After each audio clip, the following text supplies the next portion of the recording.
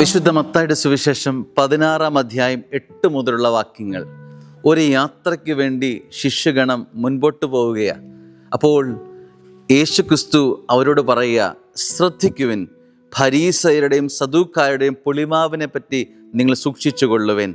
അപ്പോൾ ശിഷ്യന്മാരുടെ പ്രതികരണമാണ്, നാം അപ്പമൊന്നും എടുക്കാത്തത് കൊണ്ടായിരിക്കും എന്ന് അവർ പരസ്പരം പറഞ്ഞു. യേശു ഇതറിഞ്ഞ് അവരോട് ചോദിച്ചു, അല്പവിശ്വാസികളെ, അപ്പമില്ലാത്തതിനെപ്പറ്റി നിങ്ങൾ പരസ്പരം സംസാരിക്കുന്നത് എന്തിന്? സ്നേഹമുള്ളവരെ, നമ്മുടെ ജീവിതത്തിൻ്റെ ആശ്രയങ്ങൾ എവിടെയാണ് എന്നതിൻ്റെ സൂചനയാണ് തരുന്നത്. മനുഷ്യ സഹജമാണ് ഭൗമികമായ കാര്യങ്ങളിൽ ആശ്രയം വെക്കുക എന്നുള്ളത്. ശിഷ്യന്മാർ അപ്പത്തിൻ്റെ കാര്യങ്ങളിലാണ്, തീറ്റി, കഴിപ്പ്, വെള്ളം കുടിക്കുക, ഈ ഭൂമിയുമായി ബന്ധപ്പെട്ട കാര്യങ്ങളിലാണ് ആശ്രയം വെച്ചിരിക്കുന്നതെന്ന് സ്വർഗത്തിൻ്റെ ഒരു തേങ്ങലായി പറയുക. ക്രിസ്തു പറയുക, അതേക്കുറിച്ചല്ല ഞാൻ പറഞ്ഞത്, മറിച്ച് ശ്രദ്ധിക്കേണ്ട മറ്റ് ആത്മീയ വിഷയങ്ങളുണ്ട്.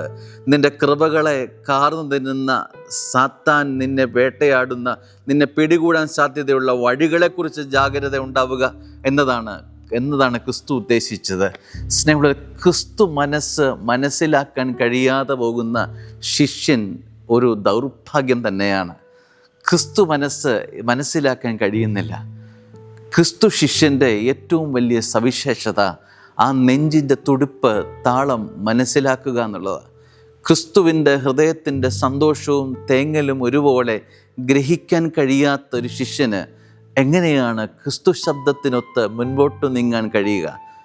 ക്രിസ്തു വിളിക്കുമ്പോൾ അത് വിളിയാണെന്നും അവൻ്റെ പിന്നാലെയുള്ള ക്ഷണമാണെന്നും തിരിച്ചറിയാൻ കഴിയുന്നില്ല.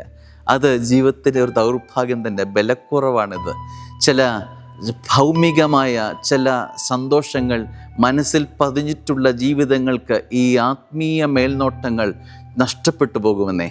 അതുകൊണ്ട് സ്നേഹമുള്ള, വലിയവയ്ക്ക് നമ്മൾ ശ്രദ്ധ വയ്ക്കണം. നൈമിഷികമായ കാര്യങ്ങളിലല്ല, സ്വർഗം ഒത്തമുള്ള വലിയ വിഷയങ്ങളിലേക്ക് നോട്ടം വയ്ക്കുക, ആശ്രയം വയ്ക്കുക. അനുഗ്രഹമായിട്ട് ഇന്നത്തെ ദിവസം. ആമേൻ.